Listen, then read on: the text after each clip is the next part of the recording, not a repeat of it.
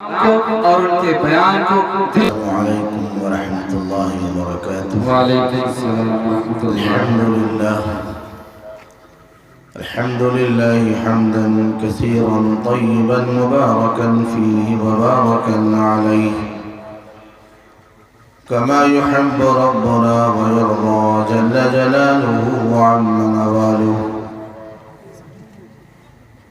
أشهد أن لا إله إلا الله وحده لا شريك له، وأشهد أن سيدنا وسندنا ومولانا محمدا عبده ورسوله صلى الله تعالى عليه وعلى آله وأصحابه وبارك وسلم تسليما كثيرا كثيرا. أما بعد فأعوذ بالله من الشيطان الرجيم. بسم الله الرحمن الرحيم. يا أيها الذين آمنوا اتقوا الله ولتنظر نفس ما قدمت لغد واتقوا الله إن الله خبير بما تعملون. ولا تكونوا كالذين نسوا الله فأنساهم أنفسهم أولئك هم الفاسقون.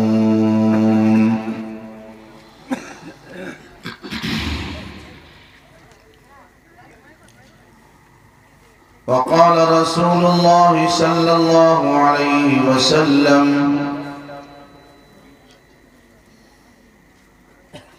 لا تباغضوا ولا تحاسدوا ولا تناجشوا ولا تدابروا وكونوا عباد الله إخوانا. صدق الله مولانا العظيم وصدق رسوله النبي الكريم، ونحن على ذلك لمن الشاهدين والشاكرين والحمد لله رب العالمين. ایک بار سارے حضرات درود شریف پڑھنے. اللہم صلی علی سیدنا و مولانا محمد وعلا آلہ واصحابہ وازواجہ وذریاتہ واہل بیتہ اجمعین، وبارک وسلم تسلیما کثیرا کثیرا. یا رب صل وسلم دائما ابدا على حبيبك خير الخلق كلهم. غنیمت جان لے مل بیٹھنے کو، جدائی کی گھڑی سر پر کھڑی ہے. غنیمت جان لے مل بیٹھنے کو، جدائی کی گھڑی سر پر کھڑی ہے. لپٹ کر چوم لے پھولوں کو بلبل، چمن میں پھر بہار آئے نہ آئے. میرے عزیزوں، بزرگوں، بھائیوں، دوستوں، ویسے بہار کے جلسے تو ماشاءاللہ فجر تک چلتے ہیں. پورنیہ وغیرہ کے علاقے میں اور دوسرے علاقوں میں حاضری کا جب موقع ہوا تو مجھے 2 بجے سے پہلے لوگوں نے نہیں بٹھایا، لیکن اس وقت بھی ماشاءاللہ ایک کثیر مجمع موجود رہتا تھا. بہار کی سرزمین پر یہ پہلی مرتبہ میں دیکھ رہا ہوں کہ اتنا کم مجمع ہے. اللہ تعالی جزائے خیر دے اور مزید ان کے فن میں ترقی عطا فرمائے. ہمارے اور ہمارے اکابر کے محبوب شاعر جناب دل خیر آبادی صاحب حفظہ اللہ عن النوائب والمحن، اللہ تعالی نے ان کے ذریعے سے ابھی تک آپ حضرات کو روکے رکھا. میں جانتا ہوں جس دنیا میں آپ رہتے ہیں اسی دنیا میں بھی رہتا ہوں. الیکشن کا جنون ہی کچھ ایسا ہوتا ہے کہ وہ جاہل سے لے کر کے علامہ تک اپنے فتنے میں مبتلا کرتا ہے، اور ہر آدمی کسی نہ کسی ذریعے سے اور کسی نہ کسی نسبت سے اس میں شامل اور شریک ہو جاتا ہے۔ اور اس وقت اس سے زیادہ بڑی عبادت نوجوانوں کو اور کوئی نظر نہیں آتی کہ وہ کنونسنگ کر لیں اور اپنے پرتیاسی، اپنے امیدوار کو کامیاب کرانے کی کوشش کر لیں۔ بہرحال یہ ہمارے بزرگ جناب حضرت قاری و حافظ بشیر احمد صاحب دامت برکاتہم کا حکم تھا اور میں حاضر ہو گیا۔ ہمارے اسٹیج پر جو نوجوان علماء کرام تشریف فرما ہیں، ان سب کی دعائیں مجھ گنہگار کے ساتھ ہیں۔ زیادہ وقت میں آپ کا نہیں لوں گا، بس دو باتیں مجھے عرض کرنی ہیں۔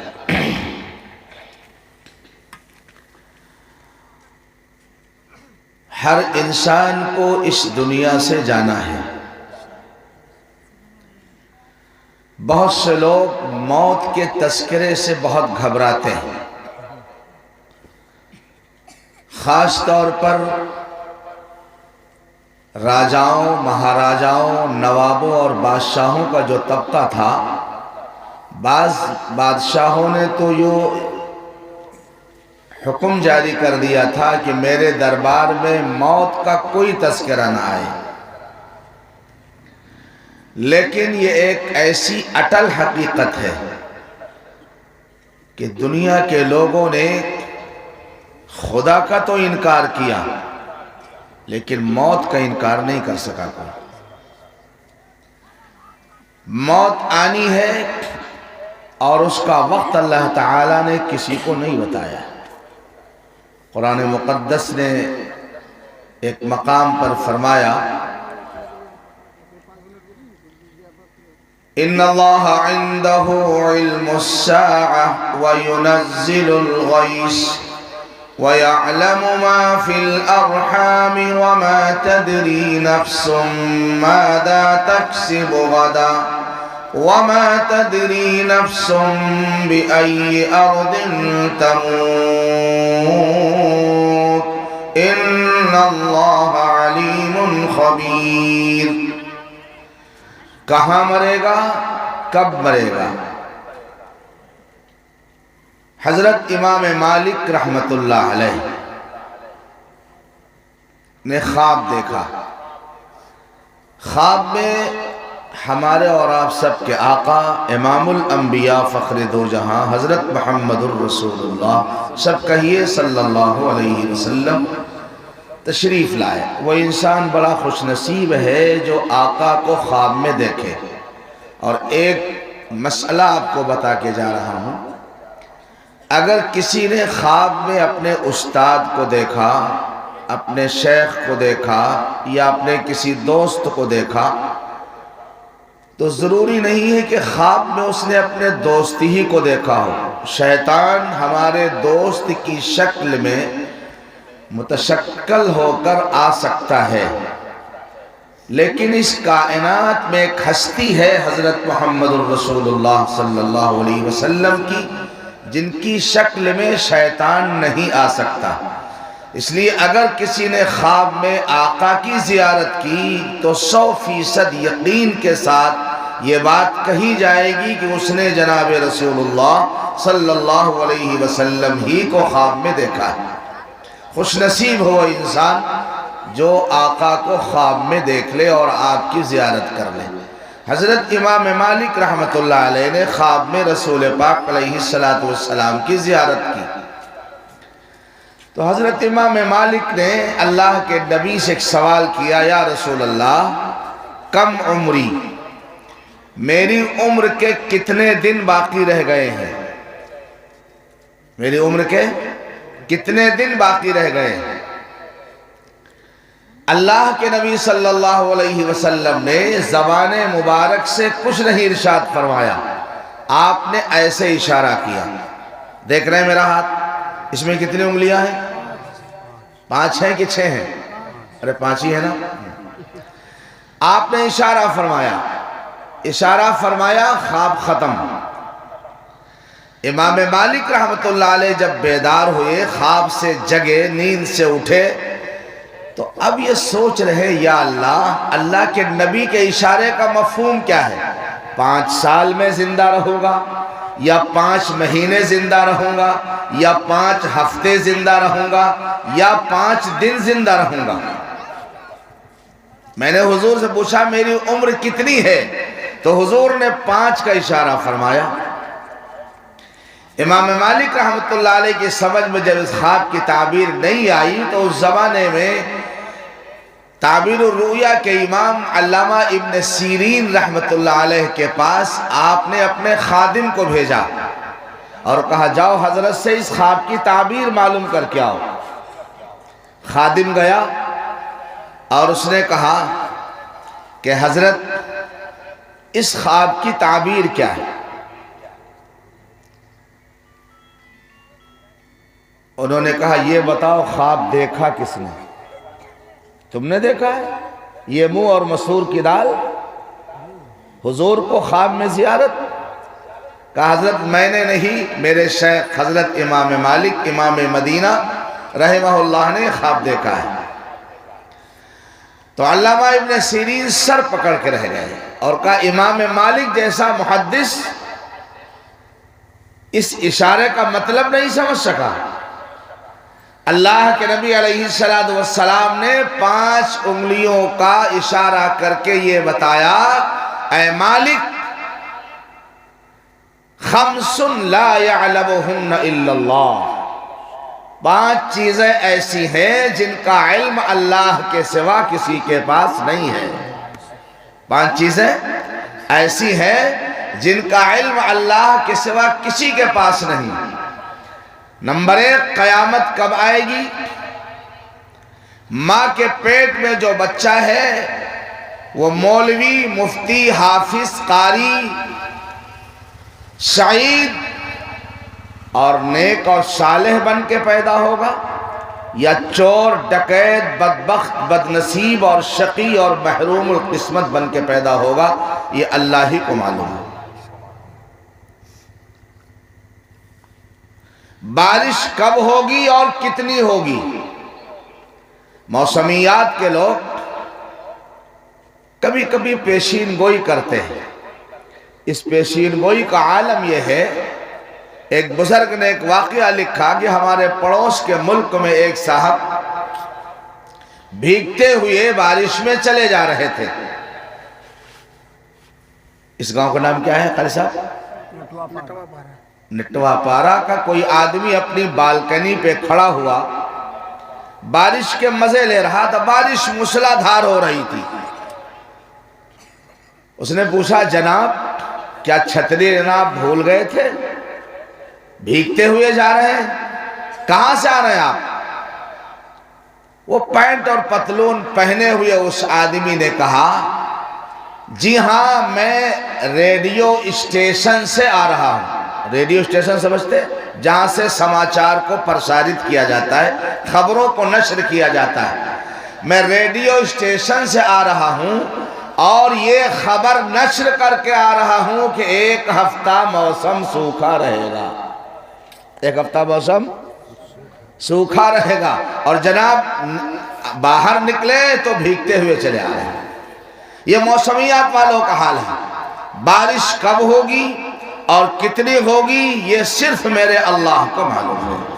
ان اللہ عنده علم الساعة وينزل الغيث ويعلم ما في الارحام وما تدري نفس ماذا تكسب غدا. نہیں جانتا کہ انسان کل کیا کمائے گا، کل کیا کمائے گا.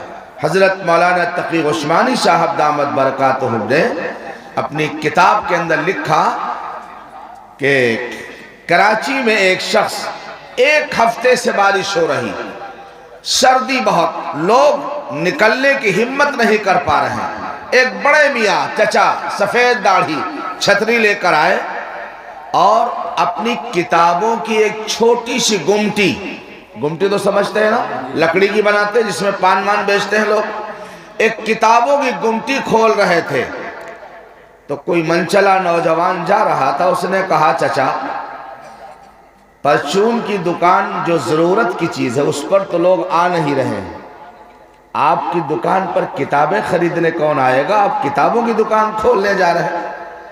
تو چچا نے جواب دیا دکان کا کھولنا یہ میری ذمہ داری ہے، سنو اچھی طرح میرے دوستو، دکان کا کھولنا یہ میری ذمہ داری ہے اور گہک کا بھیجنا یہ میرے اللہ کے اختیار میں ہے، گہک کا بھیجنا یہ میرے اللہ کے اختیار میں ہے۔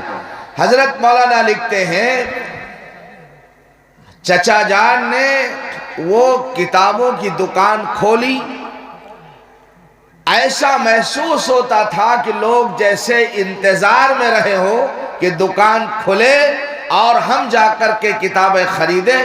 ایک بھیڑ لگ گئی لوگوں کی، کوئی پلاسٹک کی پنی اوڑھے اور کوئی چھتری لیے چلا رہا۔ 2 گھنٹے کے اندر اللہ نے ان کو 1 ہفتے کی روزی عطا فرما دی۔ وَمَا تَدْرِي نَفْسٌ مَاذَا تَكْسِبُ غَدًا، کوئی نہیں جانتا کہ وہ کل کیا کمائے گا۔ اس لیے یہ مت سوچو کہ دکان نہیں چل رہی ہے۔ اس وقت ڈپریشن کے شکار بہت سے نوجوان مجھ جیسے فقیروں کے پاس آتے ہیں دعا کے لیے، مولانا 3 دن ہو گئے دکان پہ بہنی نہیں ہوئی، دل نہیں لگا، طبیعت میں الجھن پیدا ہوئی، اس لیے ہم دکان بند کر کے چلے آئے۔ میں نے کہا اللہ کے بندے دکان کھولنا تیری ذمہ داری ہے، دکان کھولنا تیری ذمہ داری ہے، زمین میں بیج کا ڈالنا یہ کسان اور کاشتکار کی ذمہ داری ہے، پھر اس دانے کو کوپل بنانا، اس کوپل سے پودے کا تیار کرنا اور اس میں تنوں کا لگانا، اس میں گیہوں کی بالیوں کا لگانا، پھر گیہوں کی فصل کو پکانا اور تمہارے گھر تک پہنچانا، یہ اس خالق و مالک کی ذمہ داری ہے جس نے قرآن مقدس کے اندر فرمایا وَمَا مِن دَابَّةٍ فِي الْأَرْضِ إِلَّا عَلَى اللَّهِ رِزْقُهَا وَيَعْلَمُ مُسْتَقَرَّهَا وَمُسْتَوْدَعَهَا كُلٌّ فِي كِتَابٍ مُبِينٍ۔ تو میں کیا بتا رہا تھا، کل کیا کماؤ گے یہ اللہ جانتا ہے، آپ کے مطلب کی بات بتا رہا ہوں۔ آپ جس شعبے کے اندر ہیں اس شعبے میں آپ حلال محنت کریں، حلال روزی کے لیے محنت کریں۔ میں اس وقت ذرا ایک کڑوی بات کہنے جا رہا ہوں، حرام کی طرف بالکل اپنے آپ کو متوجہ نہ کریں، اس کی طرف نہ لپکیں۔ روزانہ ایک فرشتہ سورج کے ساتھ طلوع ہوتا ہے اور آواز لگاتا ہے اے حرام کی طرف دوڑنے والے سنبھل جا، حلال تیرے پیچھے آ رہا ہے، ذرا ٹھہر جا، فاقہ ہوگا، فاقہ کر لینا، تنگی آئے گی، تنگی برداشت کر لینا، ہو سکتا ہے کل تیرے بچوں کو چائے کے ساتھ بسکٹ کا انتظام نہ ہو سکے، اس تنگی گوارا کر لینا۔ جب اس تنگی کو گوارا کرو گے حلال تمہارے پیچھے آ رہا ہے، اور جب وہ آئے گا تو پوری وسعت کے ساتھ آئے گا۔ وَلَوْ أَنَّ أَهْلَ الْقُرَىٰ آمَنُوا وَاتَّقَوْا لَفَتَحْنَا عَلَيْهِمْ بَرَكَاتٍ مِّنَ السَّمَاءِ وَالْأَرْضِ۔ رب کائنات کا ارشاد ہے کہ اگر یہ گاؤں والے، یہ بستی والے تقوی اختیار کر لیتے، اللہ کا خوف ان کے اندر آ جاتا اور یہ اپنی زندگی کو امام الانبیاء حضرت محمد الرسول اللہ صلی اللہ علیہ وسلم کی مبارک زندگی کے مطابق ڈھال لیتے۔ ہاں میں وقت گزاری نہیں کر رہا ہوں، میں کامیابی کا زینہ بتا رہا ہوں، اپنے لیے بھی، اسٹیج پر بیٹھنے والے حضرات کے لیے بھی اور آپ کے لیے بھی کامیابی کا پہلا زینہ ہے حضرت محمد الرسول اللہ صلی اللہ علیہ وسلم نے زندگی گزارنے کا جو ڈھنگ اور جو طریقہ بتایا ہے، اس ڈھنگ اور طریقے پر انسان اپنے آپ کو ڈال دے، روزی تو میاں لڑھک کر آئے گی۔ حجت الاسلام حضرت مولانا محمد قاسم صاحب نانوتوی رحمت اللہ علیہ حجامت لے رہے ہیں، میرٹھ کے کلکٹر صاحب کے دل میں خیال آیا، حضرت کے مرید تھے، کہ آج حضرت کی خدمت میں ایک بڑا نذرانہ پیش کروں۔ وہ زمانہ تھا جب سونے کے سکے چلتے تھے، سونے کی اشرفیاں اور گنیاں ایک تھیلے میں بھری، دیوبند اسٹیشن پہ اترے، کرائے کا رکشہ کیا اور چھتہ مسجد کے پاس پہنچے۔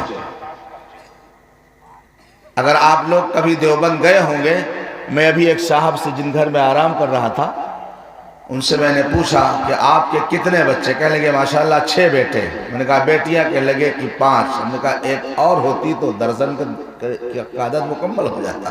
الحمدللہ، اللہ برکت نصیب فرمائے۔ کبھی جائیے، دلی جائیے، دیوبند جائیے، اپنے علمی اور دینی مرکز کو دیکھیے۔ حضرت مولانا قاسم صاحب نانوتوی رحمت اللہ علیہ بانی دارالعلوم دیوبند حجامت لے رہے تھے۔ ہمارے اکابر صاحب کشف و کرامت بزرگ تھے۔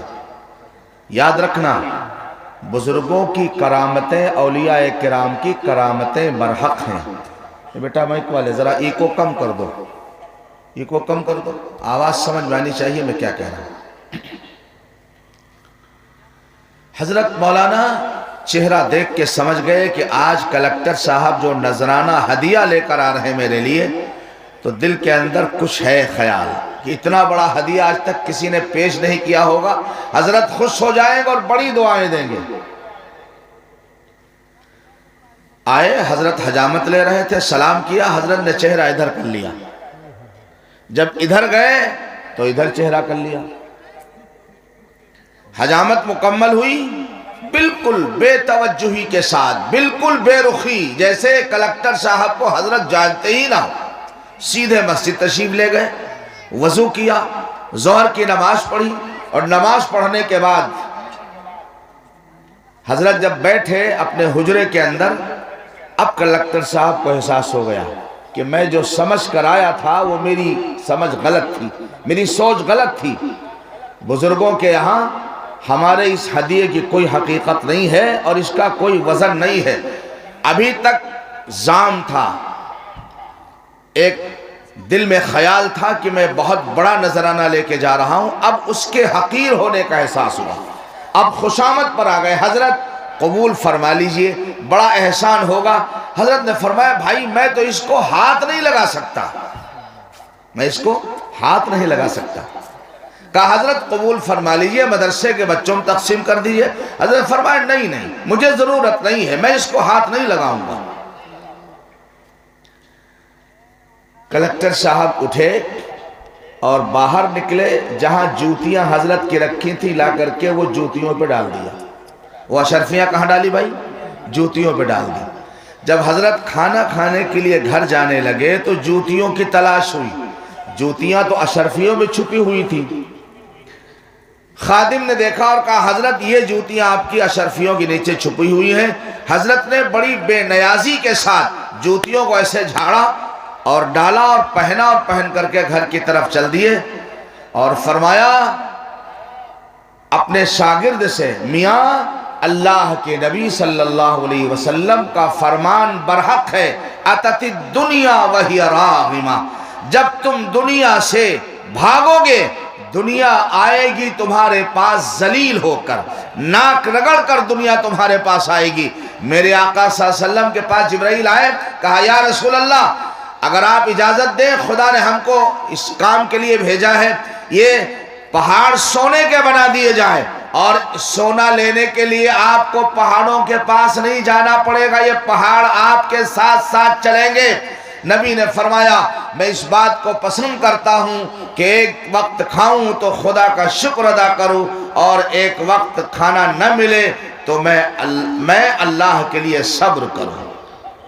میرے دوستو، میں یہ بتانا چاہتا تھا، نیک بنو گے، نبی کی زندگی تمہاری زندگی میں آئے گی، اللہ دنیا جو تمہارے مقدر کی ہے وہ دے گا، ناک رگڑ کر آئے گی، ذلیل ہو کر آئے گی۔ لیکن اگر اس دنیا کے لیے آپ نے اپنے آپ کو ذلیل کر لیا تو دنیا بھاگے گی، تم اس کو پکڑو گے یہ بھاگے گی، اور اگر تم اس سے بھاگو گے دنیا تمہارے پیچھے پیچھے آئے گی۔ اللہ کے نبی علیہ السلام نے ہمیں اور آپ کو یہی سبق سکھلایا ہے۔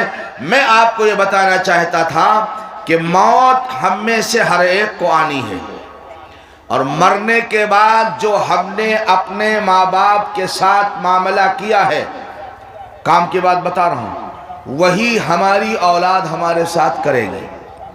اگر کسی کا یہ تصور ہو میرے مرنے کے بعد میں 10 کروڑ کی جائیداد چھوڑ کر جا رہا ہوں تو میری اولاد میرے نام پر تاج محل بنا دے گی، یا میرے نام پر کوئی بہت بڑی جامع مسجد تعمیر کرا دے گی، یا میرے ایصال ثواب کے لیے صدقہ جاریہ کے لیے کوئی مدرسہ بنا دے گی، تو یہ ہماری غلط فہمی ہے۔ لہٰذا میں کہنا کیا چاہتا ہوں، اللہ کے نبی نے فرمایا اپنی آخرت کی، اپنی قبر کی، اپنی جنت کے سنوارنے کی فکر اپنی زندگی کے اندر کر لو، اپنی اس زندگی کے اندر کر لو۔ آج جو کچھ ہم اللہ کے پاس بھیج دیں گے وہ اللہ کے بینک کے اندر جمع رہے گا، اور خالی جمع نہیں رہے گا، جس طریقے سے کوئی کسی بچڑے کو پالتا ہے اس طریقے سے اللہ اس کو پالیں گے، اور ہم جب قبر کے اندر جائیں گے تو اس 1 پیسے کا ثواب، اس 500 کا ثواب، اس 200 کا ثواب جو آپ نے مسجد کے نام پر دیا ہے، الحمدللہ ثم الحمدللہ، اللہ اس کو احد کے پہاڑ کے برابر بنا دیں گے، احد کے پہاڑ کے برابر بنا دیں گے۔ اللہ رب العزت نے فرمایا اعوذ باللہ من الشیطان الرجیم یا ایہا الذین آمنوا اتقوا اللہ ولتنظر نفس ما قدمت لغد وَلْتَنْظُرْ نَفْسٌ مَّا قَدَّمَتْ لِغَدٍ وَاتَّقُوا اللَّهَ۔ اے ایمان والو غور کر لو، دیکھ لو، ہر نفس اس بات کا جائزہ لے لے ما قدمت لغد، اس نے کل آنے والے کل کے لیے کیا جمع کر رکھا ہے، آنے والے کل کے لیے کیا جمع کر رکھا ہے۔ اگر ہم نے اپنے باپ کے انتقال پر 3 دن آنسو بہا کر خاموشی اختیار کر لی ہے تو وہ ہمارا اور آپ کا معاملہ تھا۔ آج کے دور کی اولاد ادھر دفن ہوگا، ادھر مال کی تقسیم میں لگ جائے گی، کوئی تاج محل نہیں بنائے گا، کوئی ہمارے نام پر مسجد میں چندہ نہیں دے گا، کوئی ہمارے نام پر جامع مسجد نہیں تعمیر کرائے گا، الا ماشاءاللہ لاکھوں میں کوئی ایک اللہ کا خوش نصیب بندہ ہو۔ لہٰذا اپنی زندگی کے اندر آپ اپنے کل کے لیے انتظام کر لیجئے۔ وَلْتَنْظُرْ نَفْسٌ مَّا قَدَّمَتْ لِغَدٍ وَاتَّقُوا اللَّهَ إِنَّ اللَّهَ خَبِيرٌ بِمَا تَعْمَلُونَ، جو کر رہے ہو اللہ کو اس کی پوری خبر ہے۔ اس لیے بھائی ہمیں اور آپ کو یہ سوچنا ہے کہ ہم نے کل کے لیے کیا کیا۔ مسئلہ صرف چندے تک محدود نہیں ہے، ہم نے اپنے اخلاق کیسے بنائے ہیں، ہمارے معاملات کیسے ہیں، ہمارا لین دین کیسا ہے، ہماری زندگی، ہماری معاشرت کیسی ہے۔ ایک وہ زندگی ہے کہ انسان اس دنیا سے جاتا ہے تو ہزاروں لوگ اس کو یاد کرنے والے ہوتے ہیں، رشتہ داری نہیں ہے، کوئی عزیزداری نہیں ہے، آپس میں کوئی خاندانیت کا معاملہ نہیں ہے، لیکن وہ آدمی نیک تھا، صالح تھا، خوش اخلاق تھا، اس کے معاملات اچھے تھے، اس کا لین دین صحیح تھا، لوگ اس کو یاد کرتے ہیں۔ ابھی میں قاری صاحب کے ہاں کھانا کھایا اور نکلا تو ہمارے مولانا آپ ہی تھے، فرمانے لگے کہ مولانا ابھی قریب میں ایک عالم کا انتقال ہوا، مولانا عابد صاحب، اور مولانا بڑی عقیدت کے ساتھ ان کا تذکرہ کر رہے تھے۔ کیوں بھائی؟ بھلائی تھی ان کے اندر، خیر تھی ان کے اندر، تو ان کا تذکرہ کیا۔ ایک بزرگ نے بڑے عجیب بات فرمائی، سنو نوجوانوں، تم بھی سنو، ہم بھی سنیں، یہ بھی سنیں۔ فرمایا یادداری کے وقت زادنے تو، یادداری کے وقت زادنے تو، ہما خندہ بدند تو گریاں۔ اس وقت کو یاد کرو جب تم پیدا ہوئے تھے، گھر میں بیٹا پیدا ہوا ہے، نانا اس لیے خوش کہ نواسا آیا، دادا اس لیے خوش کہ پوتا آیا، چچا اس لیے خوش کہ بھتیجا آیا، ماموں اس لیے خوش کہ بھانجا آیا، پورا محلہ خوشی منا رہا، لیکن جو پیدا ہوا وہ رو رہا ہے، جو پیدا ہوا وہ رو رہا ہے۔ فرمایا اس وقت کو یاد رکھو، یادداری کے وقت زادہ نے تو ہما خندہ بدند تو گریا، این چنیزی کے وقت مردن تو، این چنیزی کے وقت مردن تو ہما گریا بدند تو خندہ۔ ایسی زندگی گزارو، ایسی زندگی گزارو، معاملات تمہارے صحیح ہوں، بڑوں کا ادب آپ نے کیا ہے، چھوٹوں پہ شفقت آپ نے کی ہے، علماء دین کا اکرام آپ نے کیا ہے، کسی دینی پروگرام کے اندر بڑھ چڑھ کر حصہ آپ نے لیا ہے، کسی بوڑھی عورت اگر وہ بیمار ہے اور وہ اس کے پاس کوئی ایسا شخص نہیں جو اسپتال تک لے جانے والا ہو، اپنی موٹر سائیکل اپنی کار سے اسپتال تک آپ نے پہنچایا ہے۔ ایک بیوہ عورت ہے، اس کی بیٹی کی ڈیلیوری ہونے والی ہے، رات کے 12 بجے ہیں، وہ کرا رہی ہے اور آپ کے پاس اللہ نے کار یا موٹر سائیکل دے رکھی ہے، آپ کو پتہ چلا۔ ایک یہ ہے کہ پتہ چلا اور آپ نے چادر کمبل کو لمبا کر لیا اور کہا یہ تو ہوتا ہی رہتا ہے، اور ایک یہ طریقہ ہے میرے پاک نبی اور نبی کے صحابہ کا کہ آپ نے گاڑی نکالی اور کہا اماں جان آپ گاڑی میں بیٹھیے، اپنی بیٹی کو بٹھائیے، اسپتال میں اس کو لے کے چلتا ہوں، اور گھبرائیے کہ نہیں 1000-2000 پیسے بھی میرے جیب کے اندر ہے، جب آپ کے پاس ہوں گے تو دے دینا، ورنہ اللہ کے لیے یہ پیسے بھی اس بچی کے لیے وقف ہیں۔ جب اس قسم کے کام کرو گے اللہ تبارک و تعالیٰ آپ سے راضی ہوگا، اللہ تمہارے ناموں کو روشن کرے گا اور تمہارے ناموں کو بلند کرے گا۔ پھر وہ وقت آئے گا اگر خدا نخواستہ کسی حادثے کے اندر ہماری موت آ گئی تو کیا ہوگا؟ ہم چونکہ نیک عمل کرنے والے تھے، ہم بڑوں کا ادب کرنے والے تھے، چھوٹوں کے ساتھ پیار و محبت کرنے والے تھے، دینی پروگراموں دینی جلسوں مدرسہ بن رہا ہے، مسجد کی توسیع ہو رہی ہے، ہم اس کے اندر بڑھ چڑھ کر حصہ لینے والے تھے۔ دیکھو ایک ہوتا ہے دینے والا، لیکن بزرگوں نے فرمایا سخی دیتا بھی ہے اور دلاتا بھی ہے اور دینے والے کا پتہ بھی بتاتا ہے۔ سخی دیتا بھی ہے اور دلاتا بھی ہے اور دینے والے کا پتہ بھی بتاتا ہے، اور بخیل نہ دیتا ہے نہ دلاتا ہے نہ دینے والے کا پتہ بتاتا ہے۔ آپ نے یہ کام کیا، اچھے کام کیے، اگر کسی حادثے میں خدا نخواستہ موت آ گئی تو سارا محلہ رو رہا ہوگا، سارا محلہ رو رہا ہوگا۔ بڑا اچھا نوجوان تھا، کبھی کسی کو گالی نہیں دی، کبھی کسی کو تکلیف نہیں پہنچائی۔ بوڑھیاں دامن پسار پسار کر دعا کر رہی ہوں گی، اے اللہ اس کے ساتھ اپنی مغفرت کا اور بخشش کا اور عطایا کا معاملہ فرما دے۔ بڑا اچھا نوجوان تھا، سب کے کام آتا تھا، ہمارا سودا سلوک بازار سے لا دیتا تھا، بوڑھوں کی خدمت کرتا تھا، نوجوانوں کے ساتھ پیار کا معاملہ کرتا تھا، بڑوں کا ادب کرتا تھا۔ ایسی زندگی گزارو گے تو بزرگ فرماتے ای چنیزی کے وقت مردنے تو ہما گریا بدند تو خندہ، تو ہنستا ہوا خدا کے پاس چلا جائے گا اور سارا علاقہ تیری جدائی کے غم کے اندر رو رہا ہوگا۔ ایک زندگی یہ ہے، اور ایک زندگی وہ ہے کہ انسان کی موت آتی ہے اور انسانوں کو پتہ چلتا ہے تو اگر سامنے نہیں تو پیچھے کہتے ہیں بہت اچھا ہوا، بہت اچھا ہوا، بڑا ظالم تھا، رات کے 12 بجے موٹر سائیکل کا سلنسر نکال کر کے گلیوں کے اندر گھومتا تھا، لڑکیوں کے ساتھ چٹنگ کرتا تھا، دوسروں کی بہو بیٹیوں کو تاک جھانک کرتا تھا، لوگوں کی بے عزتی کرتا تھا، لوگوں کی پگڑیاں اچھالتا تھا، لوگوں کو ذلیل کرنے کوشش کرتا تھا، لوگوں کی پردہ دری کرتا تھا۔ انسان کہے گا بہت اچھا ہوا مر گیا۔ ایک یہ زندگی ہے کہ ہمارے مرنے پہ لوگ ہنس رہے ہوں، اور ایک وہ زندگی ہے ہم ہنستے ہوئے خدا کے پاس چلے جائیں اور دنیا ہماری جدائی کے اندر رو رہی ہو۔ حضرت جی مولانا انعام الحسن صاحب رحمۃ اللہ علیہ کا انتقال ہوا۔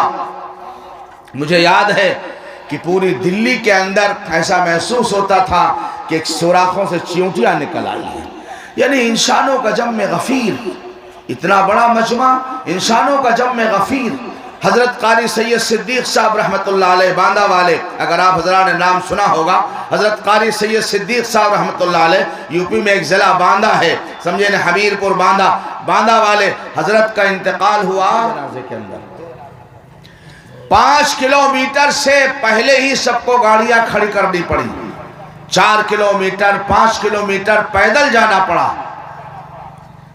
یہ کاہے کی محبت تھی؟ اور یہ صرف محبت ایمان والوں کے ساتھ نہیں، پورا باندہ، مولانا پورا باندہ میں تیسرے دن حاضر ہوا، مجھے بعد میں پتا چلا تیسرے دن حاضر ہوا، اس وقت بھی باندہ کی تمام دکانیں بند تھی، ہندو اور مسلمانوں کی سب کی۔ ہر شخص کہتا تھا بابا جی چلے گئے، بابا جی چلے گئے، اپنے لیے کچھ نہیں کیا۔ اللہ اکبر، اس مرد درویش نے اپنے لیے کچھ نہیں کیا۔ لیکن آج باندہ کا مدرسہ جا کر دیکھو، اللہ اکبر، معلوم ہوتا ہے کہ یہ ایک یونیورسٹی ہے۔ ابھی 20 کروڑ روپے کی لاگت سے حضرت قاری سید حبیب احمد صاحب دامت برکاتہم نے جو بلڈنگ تعمیر کرائی ہے، اور وہ اسی زمانے کا پیسہ تھا جو حضرت قاری صدیق صاحب رحمت اللہ علیہ اپنے زمانے میں چھوڑ کر گئے تھے۔ میرے دوستوں اور میرے بزرگوں، میں بتانا چاہتا تھا، اللہ کے نیک بندے بنو گے، مرنا تو انسان کو ہے ایک دن، سمجھے نہیں، لیکن ایک وہ موت ہوتی ہے کہ انسان مرے گا تو علاقہ امڑ آئے گا آپ کے جنازے میں شرکت کے۔ اللہ جانے کس کی دعا، اللہم اغفر لحینا ومیتنا وشاہدنا وغائبنا وصغیرنا وکبیرنا، اللہ جانے کس کی دعا ہمارے حق میں قبول ہو جائے، اور پھر اللہ تعالیٰ ہمارے ساتھ بخشش کا اور مغفرت کا اور کرم کا معاملہ فرما دے۔ اور اگر بھائی ہم نے آزاد زندگی گزاری، سانڈوں والی، بیلوں والی زندگی، جہاں چاہا وہاں منہ مار دیا، جس کھیت کے اندر چاہا، حلال و حرام کی فکر نہیں کی، اس لیے میں عرض کر رہا ہوں، ہمیشہ حلال کے پیچھے دوڑیے، حرام سے اپنے آپ کو بچائیے، تو انشاءاللہ خداوند قدوس آپ کو اتنا حلال عطا فرمائیں گے۔ اور اس کے ساتھ ساتھ نیک کاموں کے اندر اگر آپ نے حصہ لیا ہے، نیک کاموں کے اندر آپ نے حصہ لیا ہے، لکھا ہے حضرت مولانا منظور صاحب نعمانی رحمت اللہ علیہ نے اپنی کتاب کے اندر کہ جو آدمی اللہ کے راستے میں خوش دلی کے ساتھ، یہ شرط ہے، خوش دلی کے ساتھ، دل کے یقین کے ساتھ خرچہ کرے گا، اللہ اس کو اتنا دیں گے، اتنا دیں گے، اتنا دیں گے کہ لوگ سمجھیں گے یہ 2 نمبر کا کوئی کام کرتا ہے، یعنی اتنا اللہ دیں گے۔ موسیٰ علیہ السلام کے زمانے میں موسیٰ علیہ السلام جا رہے تھے کہ ایک غریب آدمی، اس نے کہا اے اللہ کے نبی، آپ اللہ سے کلام کرتے ہیں، اللہ کے پاس جا رہے ہیں، تو آپ میرا ایک پیغام اللہ تک پہنچا دیجئے۔ کہا کیا پیغام ہے؟ کہا اللہ تعالیٰ روزانہ مجھے آدھی روٹی دیتے ہیں، اللہ تعالیٰ سے کہہ دیجئے جو میرے مقدر کی روزی ہے اللہ تعالیٰ اکٹھا دے دے، تاکہ 1 دن 2 دن پیٹ بھر کے کھا لوں، اس کے بعد تو پھر مرنا ہے، یہ کم از کم زندگی میں حسرت نہ باقی رہے کہ پیٹ کبھی نہیں بھرا، آسودگی نہیں ہوئی، پیٹ بھر کھا لوں۔ موسیٰ علیہ السلام نے اللہ کی بارگاہ میں عرض کر دیا، اللہ تبارک و تعالیٰ نے کہا ٹھیک موسیٰ، جاؤ اس سے بتا دو اس کی مقدر کی روزی اکٹھا اس کو مل جائے گی۔ جب اکٹھا اس کی مقدر کی روزی ملی تو وہ اتنی تھی کہ اس کے اندر کم سے کم 10 آدمی کھانا کھا سکتے تھے۔ اس نے سوچا ایک تو یہ طریقہ ہے کہ میں 10 دن پیٹ بھر کے کھاؤں، 11ویں دن کام ختم، اور ایک یہ ہے کہ میں 10 غریبوں کو دعوت دے دوں، 10 دن کے بعد بھوکے مرنے سے بہتر ہے 1 دن کے بعد بھوکے مر جائیں مگر اللہ کے کس غریب بندوں کا پیٹ تو بھر جائے گا۔ اور اس نے دعوت کا انتظام کیا اور 10 غریب لوگوں کو اس نے کھانا کھلایا۔ اللہ اکبر، اللہ کی شان تو بڑی عجیب و غریب ہے، رب کائنات نے دہانہ کھول دیا۔ آج 10 کی دعوت، کل 20 کا انتظام ہو گیا، 20 کا جب اس نے انتظام کیا تو اللہ نے 200 کا انتظام کر دیا، جب 200 کو کھلایا اس نے دعوت دے کر کے تو اللہ نے 500 کا انتظام کر دیا۔ کیا ہوا؟ ہوتا رہا۔ ایک دن موسیٰ علیہ السلام اس کے دروازے کے پاس سے گزرے تو سوچ رہے تھے کہ اب وہ بیچارہ مر گیا ہوگا، دروازے پر کالا پردہ شوق کی علامت کے طور پہ پڑا ہوا ہوگا، لہٰذا چلے اور چل کر کے دیکھیں کیا معاملہ ہے۔ جب موسیٰ علیہ السلام گئے، آپ مجھے دیکھیں، موسیٰ علیہ السلام گئے تو دیکھا کہ وہاں تو دیگیں ٹھنک رہی، بڑی بڑی دیگیں چڑھی ہوئی۔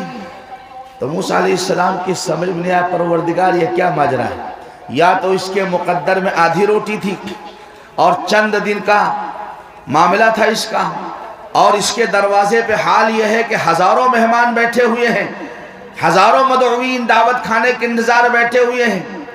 موسیٰ علیہ السلام نے اللہ کی طرف توجہ فرمائی تو رب کائنات کی طرف سے پیغام آیا، موسیٰ جب میں نے اس کو جو اس کے مقدر کی روزی تھی 10 دن کی وہ اکٹھا دے دی تو اس نے سخاوت سے کام لیا، دریا دلی سے کام لیا، اور اس نے میرے 10 غریب بندوں کو بلا کر کھانا کھلا دیا۔ موسیٰ مجھے شرم آئی کہ یہ مجھ سے زیادہ سخی بننا چاہتا ہے، یہ مجھ سے زیادہ سخی بننا چاہتا ہے۔ اس لیے موسیٰ جب اس نے سخاوت سے کام لیا تو میں نے اپنے دریائے سخاوت کو کھول دیا، یہ کھلاتا رہے گا میں دیتا رہوں گا، یہ کھلاتا رہے گا میں دیتا رہوں گا۔ اللہ نے فرمایا، موسیٰ میرے خزانے کے اندر کمی نہیں ہے، انسان ذرا اپنا دل کھول کر کے دیکھے اور ذرا توجہ کر کے دیکھے، ایک کو کھلاؤ گے خدا 10 کی روزی عطا فرمائیں گے، آپ 10 دو گے اللہ 100 کی روزی کا انتظام فرمائیں گے۔ اللہ تبارک و تعالیٰ نے اسی لیے قرآن پاک کے اندر فرمایا ایک موقع پر، لا تقتلوا اولادکم خشیۃ املاق نحن نرزقہم وإیاکم، ایک مقام پر ہے نحن نرزقکم وإیاہم، اور ایک موقع پہ ہے نحن نرزقہم وإیاکم۔ اللہ تعالیٰ نے جب روزی کا ذکر فرمایا اور فرمایا کہ روزی کی تنگی کے ڈر سے اپنی اولاد کو قتل مت کرو۔ سن لو بہار کے لوگوں، ماشاءاللہ آپ کا ایمان بہت مضبوط ہے، یہ میں آپ کے سامنے یہاں نہیں کہہ رہا ہوں، میں پورے ہندوستان کے اندر کہتا ہوں۔ میں نے احمد آباد کے اندر کہا، رمضان المبارک کے اندر میں نے کہا آپ جو ہے کنواں مت بنیے، برستا ہوا بادل بنیے۔ گجراتیوں کی عادت ہے گجراتی ہی کچھ اندر دیتا ہے۔ میں نے کہا یہ کام ٹھیک نہیں ہے۔ میں نے کہا بہار کے وہ مدرسے جو جھوپڑیوں میں چل رہے ہیں، نیپال کے وہ مدرسے جو خس و خاشاک کے چھپروں کے نیچے چل رہے ہیں وہ بند کر دیے جائیں۔ آپ کا بیت الخلا اتنا قیمتی بنا ہوا ہے، اور وہاں جہاں بچے اللہ کا کلام پڑھ رہے ہیں وہاں سانپ اور بچھوؤں کے آنے کے خطرات امٹ رہے ہیں۔ میں نے کہا آپ برستا ہوا بادل بنیے، جہاں ضرورت ہے وہاں جا کر کے برسیے، کنواں مت بنیے کہ جو پیاسا میرے پاس آئے گا، نہیں بادل بنیے، جہاں ضرورت وہاں جا کر کے برسیے۔ اللہ تعالیٰ نے آپ کو ایک صفت دی ہے، سن لو، ذہن میں حدیث آ گئی، اللہ کے نبی نے فرمایا تھا بدأ الاسلام غریبا فسیعود غریبا، بدأ الاسلام غریبا فسیعود غریبا فطوبى للغربا فطوبى للغربا۔ میرے نبی نے فرمایا تھا کہ اسلام جب شروع ہوا، اسلام کا آغاز ہوا، اسلام کی سٹارٹنگ ہوئی، نبی فرماتے ہیں تو یہ اجنبی تھا، غریب لوگوں نے اس کو قبول کیا۔ وہ بلال حبشی ہیں، وہ عمار بن یاسر ہیں، وہ صہیب رومی ہیں۔ دیکھو وہ غریب اور فقیر غلاموں نے حضرت محمد الرسول اللہ صلی اللہ علیہ وسلم کا دامن تھاما ہے۔ آقا فرماتے ہیں بدأ الاسلام غریبا فسیعود غریبا، ایک زمانہ آئے گا کہ دولت والے اپنے دولت کے نشے میں معاذ اللہ اللہ ہماری اسٹیج پر بیٹھے ہوئے مجمع کے اندر جہاں تک میری آواز پہنچ رہی ہے، ہر انسان کی اسلامی اقدار کو پامال کرنے کے گناہ سے محفوظ فرما لے، ورنہ حال یہ ہے کہ اگر آج ہمارے گھر میں کار آ گئی تو سب سے پہلا اثر یہ ہے کہ ہماری بیٹیوں، ہماری بہنوں، ہماری بیوی کا پردہ سب سے پہلے ختم ہوتا ہے۔ ہم اس میں اپنی شان سمجھتے ہیں. ہمارے لیے بات قابل فخر ہوتی ہے کہ ہماری بیوی کا ہار لوگوں کو نظر آ رہا ہو اور اگلی سیٹ پہ بیٹھی ہوئی ہو, لوگ سمجھیں کہ ہاں اللہ نے ہم کو دیا ہے. نہیں, ایک وہ زمانہ تھا, میں بھی کہہ رہا تھا گھر کے اندر, ایک وہ زمانہ تھا کہ نواب اور راجہ مہاراجہ چاہے وہ غیر مسلم تھے لیکن ان کی عورتوں کے ناخون اجنبی آدمی نہیں دیکھ سکتا تھا. آج یورپ اور امریکہ کی اس یلغار نے ہم کو اور آپ کو اللہ جانے کون سی گھونٹی پلا دی ہے کہ سب سے پہلا اثر, میں بنگال کے جنگلوں کے اندر گیا, سمجھے نہیں, لیکن اور دوسری تہذیبیں, ثقافت, اعلیٰ زندگی گزارنے کا ڈھنگ یہ نہیں پہنچا وہاں, لیکن اس بدماش موبائل کے ذریعے سے عریانیت, ننگا پن, جو لباس لکھنؤ کی مارکیٹ کے اندر چل رہا ہے, جو لباس دلی کی آوارہ لڑکیاں پہن رہی ہیں, وہ لباس بہار اور بنگال کے جنگلوں کے اندر بھی پہنچ گیا. ہم نے کہا شیطان بڑا شریر ہے اور اس کا مکر بڑا عظیم مکر ہے. جب یہ جارجٹ کے دوپٹے چلے, جارجٹ سمجھتے ہو, بالکل باریک باریک ہوتا ہے, جارجٹ کے دوپٹے چلے 50 سال پہلے, اور ایک گاؤں کا ایک نوجوان لڑکا اپنی بہن کے لیے ایک دوپٹہ خرید کے لایا, تو اس موقع پر دادی نے ڈانٹا, اس نے اپنے پوتے کو کہا بیہودے یہ اتنا باریک دوپٹہ لایا ہے, میری پوتی کے سر کے بال اس میں نظر آئیں گے, جا واپس کر کے آ. ہزاروں دوپٹے دادیوں نے واپس کرا دیے, لیکن شیطان دکان پہ کھڑا مسکرا رہا تھا اور کہہ رہا تھا دادی جان ذرا آپ قبرستان میں جائیے, میں شیطان نہیں, جس کپڑے کا دوپٹہ اور اوڑھنی اڑھانا آج آپ کو اپنی پوتی کے لیے گوارا نہیں ہے, اگر میں اس کا پیجامہ پہنا کے نہ دکھا دوں تمہاری پوتی کو تو میں شیطان نہیں. کر کے دکھایا کہ نہیں دکھایا؟ میں یہ بتانا چاہتا تھا دولت کا نشہ یہ نہیں ہے اور دولت کا شکرانہ یہ نہیں ہے. اللہ اللہ, میرے نبی نے کیا فرمایا؟ اللہ نے فرمایا وَأَمَّا بِنِعْمَةِ رَبِّكَ فَحَدِّثْ وَأَمَّا بِنِعْمَةِ رَبِّكَ فَحَدِّثْ. اے میرے محبوب نبی حضرت محمد الرسول اللہ صلی اللہ علیہ وسلم, اللہ نے آپ پر جو نعمتیں کی ہیں آپ اس کا اظہار فرمائیے. اس کا اظہار کیسے ہو رہا ہے؟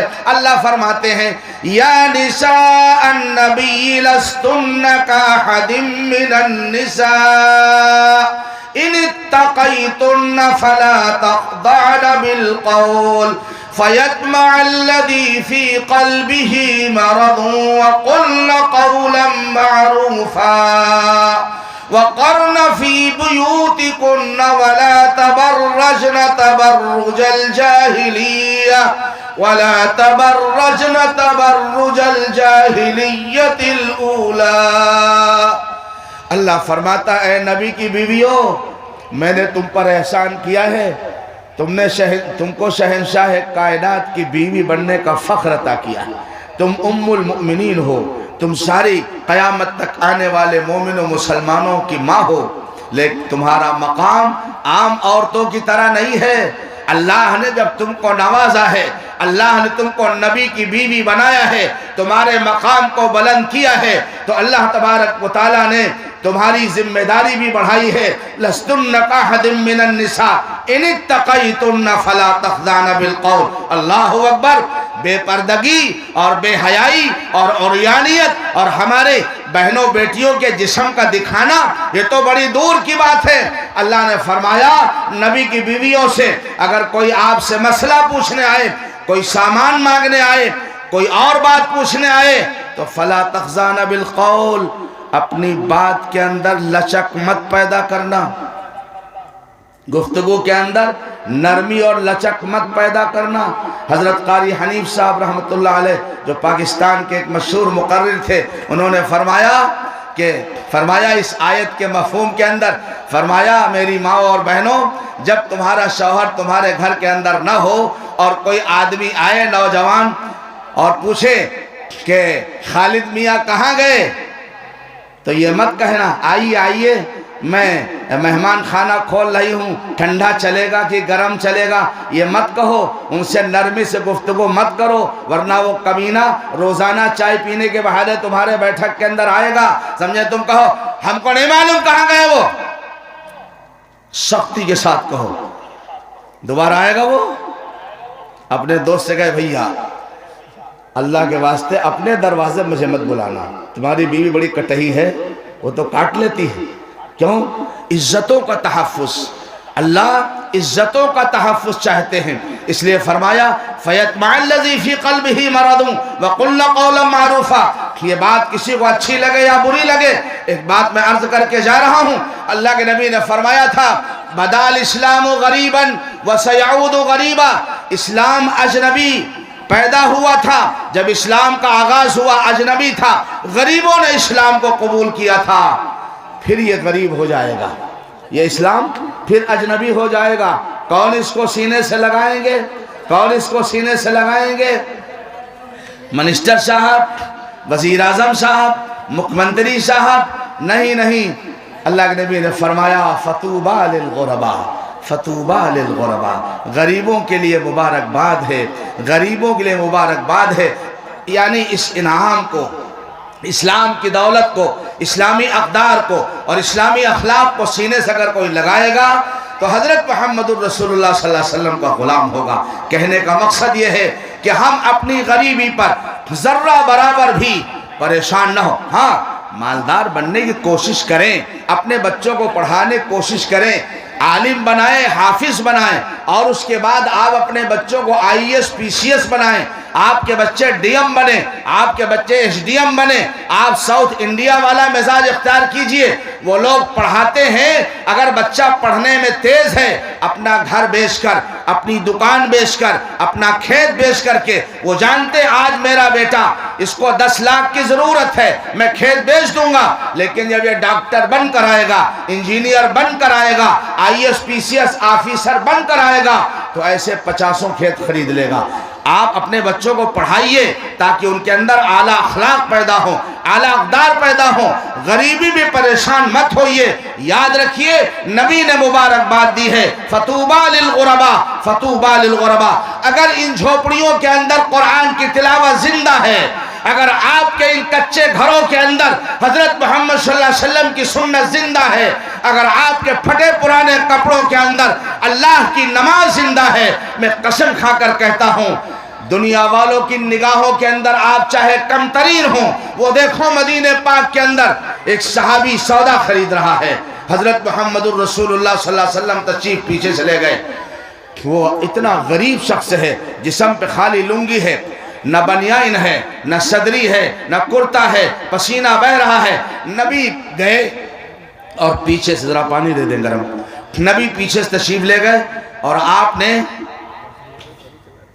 اس کی کمر میں ہاتھ ڈال کر اس کی آنکھیں بند کر لی۔ دیہات کا رہنے والا، گاؤں کا رہنے والا ایک مسلمان، رسول اللہ صلی اللہ علیہ وسلم کو اس سے بڑی محبت تھی، آپ نے اس کے پیچھے سے کمر میں ہاتھ ڈالا اور اس کی آنکھوں کو بند کر لیا۔ آپ نے آنکھیں بند کرنے کے بعد آپ نے فرمایا وہ شخص جس کی آنکھیں بند کی گئی تھی، اللہ کے بندے تو ٹھنڈا ہو گیا،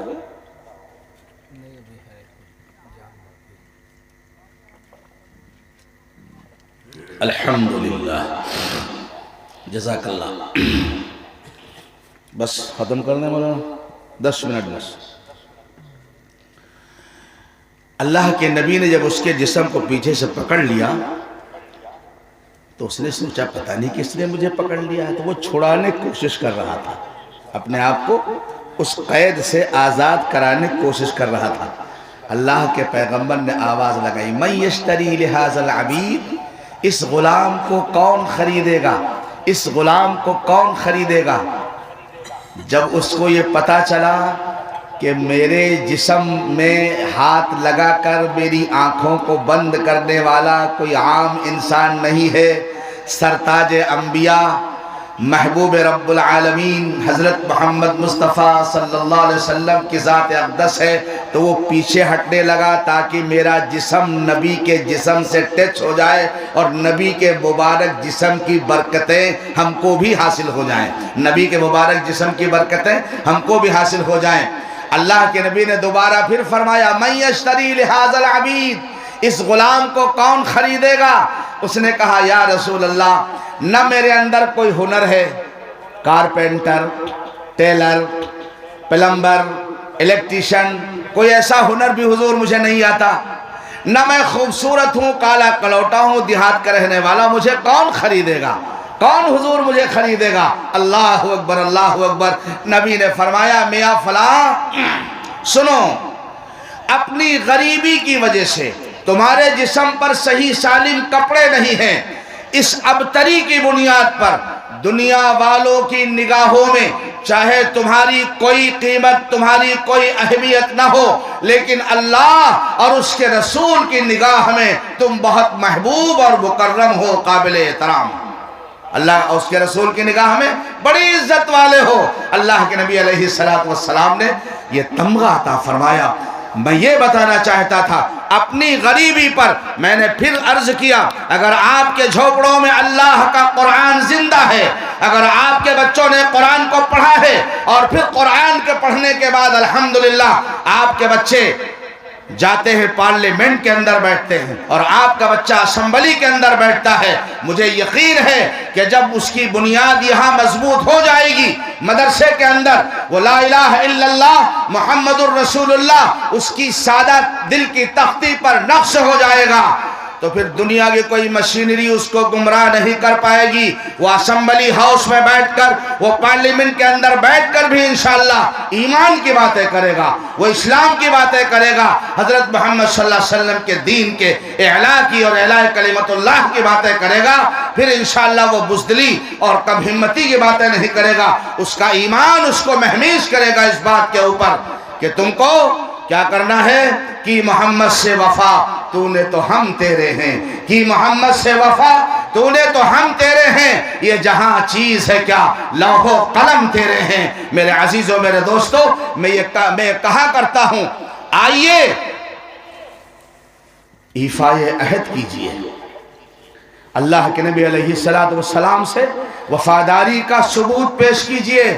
ہاں لوگ ہم سے ملک سے وفاداری کا ثبوت مانگتے ہیں، میں کہتا ہوں حضرت محمد صلی اللہ علیہ وسلم کی ذات کے ساتھ اپنی وفاداری کا ثبوت پیش کرو۔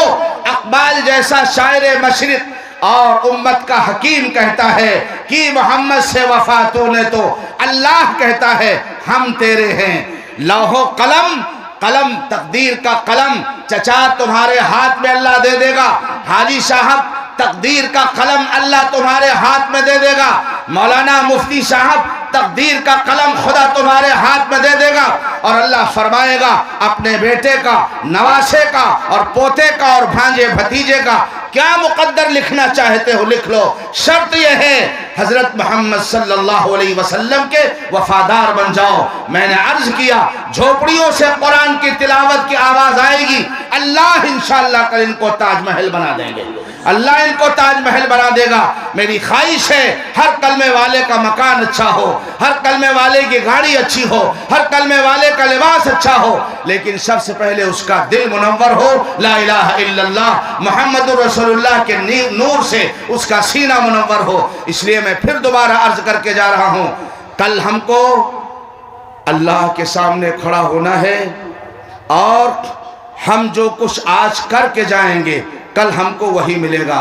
اس لیے اس امید پر میرے مرنے کے بعد میری اولاد میرے لیے کچھ کرے گی، اس غلط فہمی کے اندر نہ رہیے، آج اپنے لیے کر لیجئے، سنہرا موقع ہے، بہترین موقع ہے۔ مجھے زیادہ تشکیل کا مزاج نہیں ہے، لیکن ایک بات ہے چونکہ میں بہار کے اندر ہوں اور آپ کے مزاج سے اور آپ کے حالات سے واقف ہوں، اس لیے میں عرض کر کے جا رہا ہوں، ایک موقع ہے جو آج سے 5 سال کے بعد اپنے آپ کو لکھپتی دیکھنا چاہتا ہو، اور جو آج کا لکھپتی 5 سال کے بعد اپنے آپ کو کروڑ پتی دیکھنا چاہتا ہو، اور جو آج کا کروڑ پتی 5 سال کے بعد اپنے آپ کو ارب پتی دیکھنا چاہتا ہو، وہ آج دل کھول کر کے میں رہوں گا یا نہیں رہوں گا، میں چلا جاؤں گا۔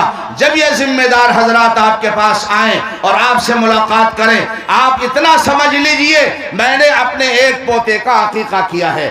ہر مسلمان اگر اتنا حصہ مسجد کے اندر لے لے گا تو انشاءاللہ یہ مسجد آپ کے علاقے کے ایک حسین و جمیل اور خوبصورت مسجد ہوگی۔ لوگ آئیں گے تو دیکھ کر کہیں گے ماشاءاللہ لا قوت الا باللہ، کتنی خوبصورت مسجد ہے، اور پھر لوگوں کے دلوں سے دعائیں نکلیں گی۔ جو حضرات مئو سے تشریف لائے ہیں میں ان کا تہ دل سے استقبال بھی کرتا ہوں، ان کا مشکور اور ممنون بھی ہوں، اور جو حضرات ابھی آئے ہیں ان کے لیے بھی میں دعا گو بھی ہوں، اور بہرحال ان سے بھی میں گزارش کروں گا کہ بھائی دیکھو میرا کوئی سیاسی مزاج نہیں ہے، لیکن ایک بات میں کہہ کے جا رہا ہوں کہ دنیا والوں کے دروازوں پر دھکے کھانے سے بہتر ہے ایک اللہ کے دروازے پر اپنی جبین نیاز کو جھکا کر کے، اگر ہم کو خدمت کا جذبہ ہے اور ہمارے اندر خدمت کا ولولہ ہے تو ہمیں پھر اللہ کے دروازے پر اپنی جبین نیاز کو جھکانا چاہیے، اور جو کام ہو رہا ہے بغیر اس کے، بغیر کسی لالچ کے اور بغیر کسی اس بات کے شوق کے کہ کل ہمارے دنیا میں ہمارا اس کا کیا فائدہ ملے گا، یہ تو اللہ کا وعدہ ہے ہم دین کے لیے کریں گے، اللہ دنیا میں رسوا نہیں کرے گا، اللہ دنیا میں رسوا نہیں کرے گا۔ میں بات بہت لمبی ہو جائے گی ورنہ میں آپ کو بتاتا حضرت قاری سید صدیق صاحب رحمت اللہ علیہ کے علاقے میں ایک راجہ بیمار ہو گیا، راجہ بیمار ہوا تو بہت علاج کرایا، آخری بات عرض کر رہا ہوں، بڑا علاج کرایا، فائدہ نہیں ہوا۔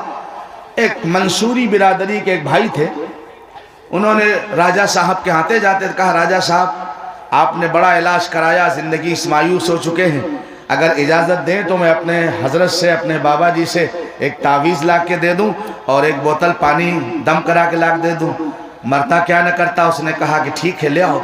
یہ گیا اور کہا حضرت میرے راجہ صاحب بیمار ہیں، آپ دعا کر دیجئے۔ حضرت نے ایک بوتل پانی پہ کچھ پڑھ کے دم کیا اور کہا لے جاؤ پلا دو، اللہ کی مرضی۔ یاد رکھنا ڈاکٹر دوا دیتا ہے، شفا خدا دیتا ہے، مولوی کے تعویذ میں کوئی بات نہیں ہے، ہاں کبھی دھوکے مت آئیے گا۔ تعویذ مولوی دیتا ہے، اثر اللہ پیدا کرتا ہے، اثر اللہ پیدا کرتا ہے۔ کرامت میں بظاہر ولی کا ہاتھ نظر آتا ہے، پیچھے طاقت کار فرما ہوتی ہے رب العالمین کی۔ معجزات میں ہاتھ انبیاء کرام کا نظر آتا ہے مگر پیچھے طاقت اللہ کی ہوتی ہے۔ وَمَا رَمَيْتَ إِذْ رَمَيْتَ وَلَكِنَّ اللَّهَ رَمَى، تفصیل کا موقع نہیں ہے۔ اللہ نے اس کو شفا دے دی، ٹھاکر تھا، راجہ تھا، اس نے منصوری بھائی کو بلایا اور کہا جاؤ اپنے بابا سے کہو جو مانگنا ہو وہ مانگ لے، جو مانگنا۔ خوش ہو گیا وہ کہ آج تو ہمارے حضرت کا کام بن گیا۔ اگر 500 بیگھے زمین کہیں گے تو راجہ کو قلم ہی تو چلانا ہے، 500 بیگھے زمین الاٹ ہو جائے گی۔ گیا اور کہا حضرت اللہ کا شکر ہے آپ نے پانی دم کر کے دیا، راجہ صاحب کی طبیعت ٹھیک ہو گئی، آپ جو ہے آپ راجہ صاحب نے کہا جو مانگنا مانگ لیجئے۔ حضرت قاری صاحب نے کیا کہا اس موقع پر، اللہ اکبر۔ آج جو ان کا نام زندہ ہے، یہ فقیر آپ کے گاؤں میں بیٹھ کر اس اللہ کے ولی کا نام لے رہا ہے، شیخ یونس رحمت اللہ علیہ، مظاہر سہارنپور کے شیخ الحدیث۔ اور ایک بات میں کہوں، جس وقت حضرت شیخ زندہ تھے صرف ہندوستان نہیں، میرے اپنے علم کے مطابق پورے عالم اسلام میں حدیث کا اتنا بڑا ماہر اور اتنا بڑا امام کوئی نہیں تھا پورے عالم اسلام کے اندر۔ حضرت شیخ مولانا یونس صاحب رحمت اللہ علیہ جیسا بڑا قابل حدیث کا استاد اور حدیث کا محدث پورے عالم اسلام کے اندر نہیں تھا۔ شیخ نے ایک موقع میں فرمایا تھا کہ قاری صدیق صاحب جیسے لوگ صدیوں میں کہیں ایک پیدا ہوتے ہیں، صدیوں میں کہیں ایک پیدا ہوتے۔ قاری صدیق صاحب نے فرمایا جاؤ راجہ صاحب سے کہہ دو اللہ ان کو جزا خیر دے، مالک کا دیا ہوا میرے پاس سب کچھ موجود ہے۔ یہ قاری صاحب نے اس وقت کہا تھا جب کھپریل کے گھر میں رہتے تھے۔ قاری صاحب کھپریل کے گھر میں رہتے تھے، جیسے آپ کے کھپریل ہیں، آپ کے ٹین کی چادروں کے مکانات ہیں، حضرت ایسے رہتے تھے۔ فرمایا مجھے کسی چیز کی ضرورت نہیں ہے، اللہ کا شکر ہے، مالک کا دیا ہوا میرے پاس سب کچھ موجود ہے۔ راجہ صاحب کو اگر دینا ہے تو جس قصبے کے وہ راجہ ہیں اس قصبے میں میرے مالک کی عبادت کے لیے کوئی مسجد نہیں ہے، اگر چاہے تو مسجد بنوا دے۔ راجہ صاحب کے پاس جب یہ خبر گئی تو ایک تو متاثر ہوا کہ اس شخص نے اپنی ذات کے لیے کچھ نہیں مانگا، نہ پیسے، نہ سونا، نہ چاندی، نہ دینار۔ اب دھرم کے ٹھیکیداروں نے راجاؤں کو، جیسے آج بڑی غلط فہمیاں پھیلائی گئی، مسلسل پھیلائی جا رہی ہیں اسلام کے خلاف، مسلمانوں کے خلاف، یہ زمانے سے ہو رہا ہے۔ راجہ کو بتایا گیا تھا کہ مسلمان جب مسجد کا شیلا نیاز کرتے، سنگ بنیاد کرتے ہیں تو کم سے کم 5 یا 7 یا 11 گائے ذبح کی جاتی ہیں اور ان کا خون گارے میں ملایا جاتا ہے، تب مسجد کا شیلا نیاز مکمل ہوتا ہے۔ حالانکہ ایسی کوئی بات ہے نا؟ ہے کیا؟ ایسی کوئی بات نہیں ہے۔ اب راجہ نے سوچا اگر میں مسجد بنواتا ہوں تو دھرم جاتا ہے، گائے ذبح کرانی پڑیں گی، اور اگر مسجد نہیں بنواتا ہوں، میں نے کہا تھا جو مانگنا ہو وہ مانگ لے، مانگا انہوں نے مسجد، اگر مسجد بنواتا ہوں تو دھرم جاتا ہے، اور اگر مسجد نہیں بنواتا ہوں تو وچن جاتا ہے، میں نے وعدہ کیا تھا کہ میں دوں گا۔ کہا ٹھیک ہے، چاہے لوگ راضی ہوں چاہے ناراض ہوں، مسجد بنے گی، بلاؤ اپنے بابا کو، جگہ دیکھیں بتائیں۔ مختصر یہ کہ حضرت آئے ایک محلے میں جہاں مسلمان تھے، آپ نے جگہ بتائی، بنیاد کھودی گئی، اور جب اینٹ رکھنے کا موقع آیا تو حضرت تشریف لائے اور آپ کے ساتھ 2-4 علماء اور آئے۔ پہلی اینٹ حضرت نے رکھی، کہا مفتی صاحب آپ ایک اینٹ رکھ دیجئے، قاری صاحب آپ ایک رکھ دیجئے، حاجی صاحب آپ ایک رکھ دیجئے۔ جب 5ویں اینٹ کا نمبر آیا تو کہا راجہ صاحب ایک اینٹ آپ بھی رکھ دیجئے۔ راجہ صاحب نے ایک اینٹ رکھ دی اور حضرت باہر نکل آئے اور دعا کرا دی کہ اللہ تعالیٰ اس کام کو آسان فرما دے اور قبول فرما لے۔ راجہ اس انتظار میں تھا کہ اب کہا جائے کہ ایک گائے لاؤ، اب کہا جائے کہ دوسری لاؤ، اب کہا جائے کہ تیسری لاؤ، یہاں تو گائے کا ایک انڈے کا بھی سوال نہیں ہوا۔ جب حضرت نے دعا کرا دی تو راجہ نے کہا کام ہو گیا، شیلا نیاز مکمل، سنگ بنیاد کی تقریب مکمل۔ حضرت فرمایا ہاں اب دیوار بنے گی، اس پر مسجد بنے گی۔ تو اس نے اپنے دھرم کے ٹھیکیداروں کو اپنی زبان میں جو گالیاں دی وہ میں آپ کے سامنے نہیں بیان کر سکتا۔ اس نے کہا ان کبختوں نے مجھے ورغلایا اور بہکایا تھا کہ گائے کا خون دے کر کے تب گائے کی بھینٹ چڑھا کر کے مسجد کا شیلا نیاز و سنگ بنیاد ہوتا۔ اگر اتنی سادگی سے مسجد بنتی ہے، ایک نہیں میں 20 مسجدیں بنوا سکتا ہوں۔ ایک اللہ کے ولی کی بے نیازی نے اس گاؤں کے اندر اسلام کے پھیلنے کے امکانات پیدا کر دیے، اللہ کا گھر بنا، لوگ نمازی بن گئے، لوگ قرآن کی تلاوت کرنے والے بن گئے۔ میرے عزیزوں، میرے بزرگوں، میں عرض کرنا چاہتا تھا کہ اللہ تعالیٰ نے آپ کو قبول کیا ہے۔ جو حضرات کسی کوشش میں لگے ہوئے ہیں، آج وہ اس مسجد کے اندر بلا کسی دنیاوی لالچ کے، اللہ دے گا، اللہ دے گا، دنیا کے اندر وہ اس کا اثر دے گا، لیکن بغیر کسی دنیاوی لالچ کے آج وہ اس کے اندر حصہ لے لے، انشاءاللہ خدا ان کی مرادوں کو پورا کرے گا، ان کی تمنا و آرزوؤں کو برآور کرے گا، اور اللہ تعالیٰ آپ سب کو خوشیاں نصیب کرے گا۔ میں بہت کچھ کہنا چاہتا تھا لیکن بہرحال وقت کا تقاضا بھی نہیں ہے۔ ابھی ایک عظیم مقرر ہمارے پیچھے تشریف فرما ہے، ان کا بیان بھی ہونا ہے، اور ہمارے سفر کا بھی وقت ہے، اور آپ حضرات کے لیے بھی تنگی کا وقت ہے۔ بہرحال میں اپنی بات ختم کر رہا ہوں، پھر میں آپ کو 1 منٹ ادھر متوجہ کرنا چاہتا ہوں۔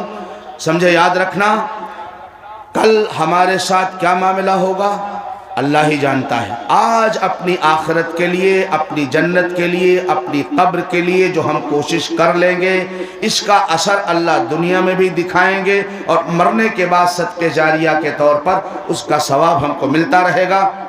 दूसरी बात नौजवानों, जितना अपने बड़ों का अदब करोगे अल्लाह इतना ही तुमको ऊपर उठाएगा। जितना अपने छोटों के साथ शफकत और प्यार का मामला करोगे अल्लाह ताला उतना ही तुमको ऊपर तरक्की देगा और तुम्हारे दर्जात को बुलंद करेगा। लिहाजा बड़ों के सामने बेअदबी करना, गुस्ताखी करना, हंसना, उनका मजाक उड़ाना, अगर इस रविश पर आप रहोगे तो धक्के खाते रहोगे, अपने आप को शरीफ और शरीफ ज़्यादा बना लोगे, अल्लाह तुम्हारे रास्ते के रोड़ों को हटा देगा। फिर तुम्हारी तरक्की के अंदर कोई शख्स रुकावट नहीं डाल पाएगा। अल्लाह तुमको फिर आसमाने दुनिया का दमकता हुआ सितारा बनाएगा। इकबाल ने कहा था कि नहीं तेरा नशीमन, नहीं तेरा नशीमन, क्या है, कसर सुल्तानी के गुंबद पर तू शाही है बसेरा कर पहाड़ों की चट्टानों पर। इसलिए मेरे अजीजों, अहद करो इंशाअल्लाह छोटों के साथ प्यार, बड़ों का अदब, घर में इंशाअल्लाह कुरान की तिलावत, मस्जिदों की आबादी की फिक्र करेंगे। जो मस्जिद की आबादी की फिक्र करेगा अल्लाह उसके घर की आबादी की फिक्र करेंगे और अल्लाह ताला उसके पीछे उसकी औलाद के तमाम उमूर की हिफाजत फरमाएंगे। अल्लाह ताला हमें और आप सबको अमल की तौफीक नसीब फरमाए। जो कहा गया अल्लाह ताला उसको मुअस्सिर फरमाए और हमारे क़ुलूब के अंदर रासिख़ फरमाए। व आखिरु दावाना अनिल हम्दुलिल्लाहि रब्बिल आलमीन।